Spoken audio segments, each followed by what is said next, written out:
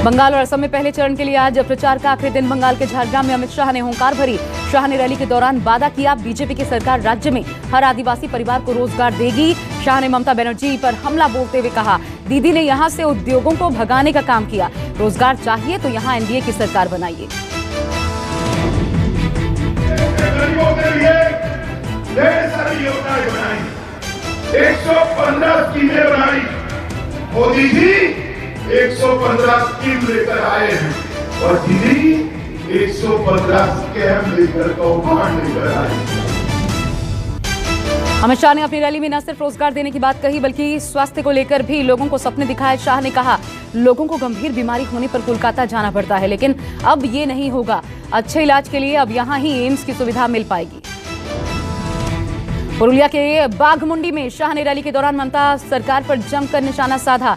दीदी पर वार करते हुए कहा, पश्चिम बंगाल के भीतर टीएमसी की सरकार रोजगार नहीं दे सकती। शाह ने लोगों से अपील की, आजसू के कैंडिडेट को आप लोग जिताएं। बीजेपी के आने के बाद यहां के लोगों को रोजगार मिलेगा। पश्चिम बंगाल के जयपुर में जनसभा को संबोधित करते हुए रक्षा मंत्री राजनाथ सिंह ने दीदी पर जमकर प्रहार किया। राजनाथ सिंह ने कहा, जिस बंगाल की धरती पर चैतन्य महाप्रभु का वचन सुनाई देता था, आज इस धरती पर बम के धमाके सुनाई देते हैं। आज बंगाल की कानून व्यवस्था, सुरक्षा व्यवस्था पूरी तरह से ध्वस्त हो चुकी है। राज्य सुरक्षित नहीं होगा तब तक राज्य का विकास किसी भी सूरत पे नहीं हो सकता। और बहनों भाइयों, हमारी सरकार आएगी, इस बंगाल में आ रही है और आने के बाद मैं यकीन दिलाना चाहता हूं, केवल हम भारतीय जनता पार्टी के लोगों को ही सुरक्षा नहीं मुहैया कराएंगे, बल्कि कांग्रेस, वामपंथी और टीएमसी भी होगा, उसको भी हम सुरक्षा मुहैया कराएंगे।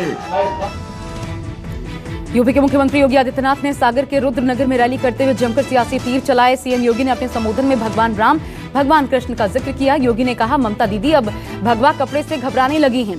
साथ ही उन्होंने ये भी कहा, 35 दिन बाद टीएमसी की गुंडों की उल्टी गिनती शुरू होने वाली है। पश्चिम बंगाल के पाथर प्रतिमा में बंगाल की सीएम ममता बनर्जी ने चुनावी सभा को संबोधित किया। दीदी ने कहा, हम बीजेपी की तरह दंगाबाज पार्टी नहीं, हम विकास में विश्वास रखते हैं। साथ ही केंद्र सरकार पर हमला करते हुए कहा, अम्फान के वक्त केंद्र ने कोई मदद नहीं की, ना ही बीजेपी के कार्यकर्ताओं ने कोई मदद की। ममता बनर्जी ने यहां एक बार फिर मंच पर चंडी पाठ किया। बंगाल के बांकुरा में मिथुन चक्रवर्ती ने रोड शो किया। रोड शो में भारी तादाद में समर्थक देखने को मिले। मिथुन दा ने बांकुरा के बीजेपी उम्मीदवार के लिए रोड शो किया। रोड शो के दौरान फिल्म स्टार मिथुन चक्रवर्ती ने कहा, इस बार चुनाव में बीजेपी की ही जीत होगी।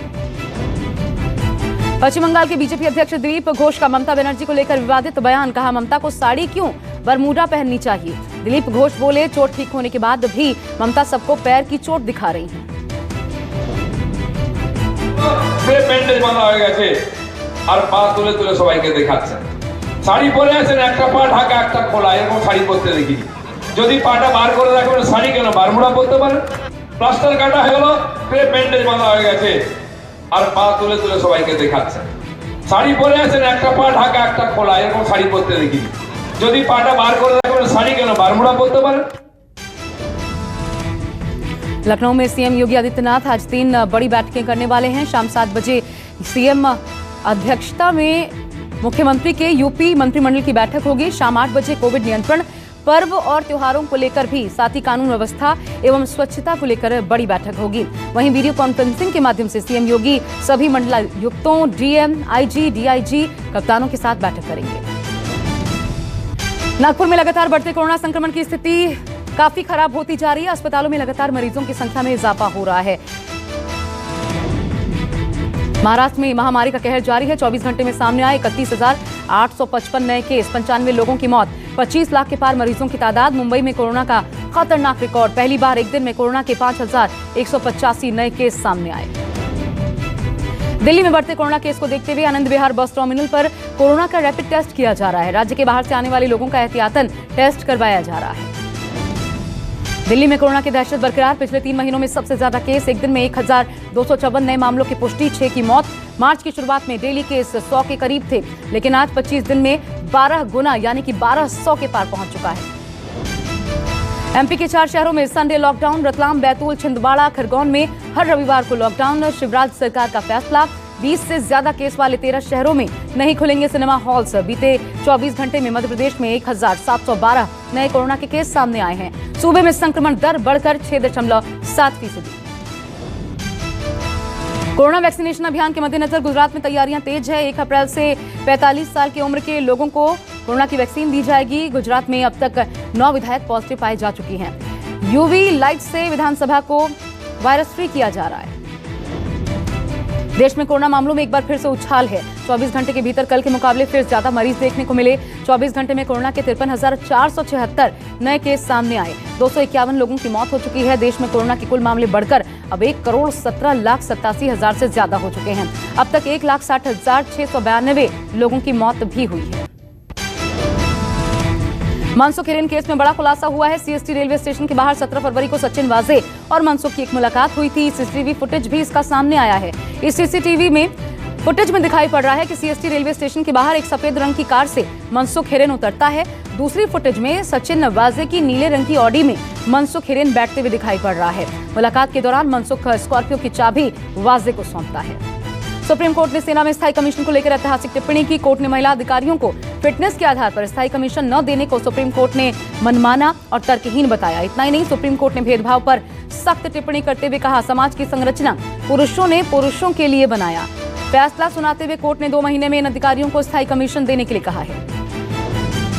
सुप्रीम कोर्ट ने तिहाड़ जेल अथॉरिटी को सीसीटीवी नहीं लगाने पर चेतावनी दी। हिरासत में हुए हमले के मामले में सुनवाई के दौरान सुप्रीम कोर्ट ने संज्ञान लेते हुए कहा, देश की सबसे हाई प्रोफाइल जेल में अभी तक सुप्रीम कोर्ट के निर्देशों का पालन नहीं किया गया। पेट्रोल डीजल के दाम में फिर कटौती हुई है। लगातार दूसरे दिन पेट्रोल और डीजल के दाम घटे हैं। पेट्रोल की कीमत 21 पैसे घटी तो डीजल 20 पैसे प्रति लीटर सस्ता हुआ। दिल्ली में पेट्रोल की कीमत घटकर 90 रुपए 78 पैसे। अंतर्राष्ट्रीय बाजार में कच्चे तेल की कीमत में 10% की कमी भी दर्ज की गई है। वित्त मंत्रालय के मुताबिक 5 राज्यों में होने वाले चुनाव के नतीजों के बाद जीएसटी काउंसिल की बैठक होगी। पेट्रोल और डीजल को जीएसटी के दायरे में लाए जाने पर चर्चा भी होगी। राज्यों के नए वित्त मंत्री बनने के बाद पेट्रोल और डीजल के दामों पर चर्चा की जाएगी। बिहार में बढ़ती आपराधिक घटनाओं और होली को देखते हुए मुख्यमंत्री नीतीश कुमार ने रिव्यू मीटिंग की। बैठक में डीजीपी, मुख्य सचिव, अन्य अधिकारी मौजूद रहे। लॉ एंड ऑर्डर को लेकर सीएम ने हाई लेवल मीटिंग की। वीडियो कॉन्फ्रेंसिंग के माध्यम से बैठक का आयोजन किया गया। राज्य में होली को लेकर कई तरह के गाइडलाइंस भी जारी किए जा सकते हैं। व्यवस्था बनाए रखने के लिए पुलिस बल की भी तैनाती की जा सकती है। रंग भरी एकादशी के साथ वाराणसी में होली का जश्न शुरू हो गया है। काशी की गलियों में गुंजा हर हर महादेव का नारा। वहीं लोगों ने गुलाल लगाए। भक्तों ने बाबा की पालकी लेकर गलियों में होली का त्योहार मनाया। 151 किलो गुलाब से गुलाल वाली होली खेली गई।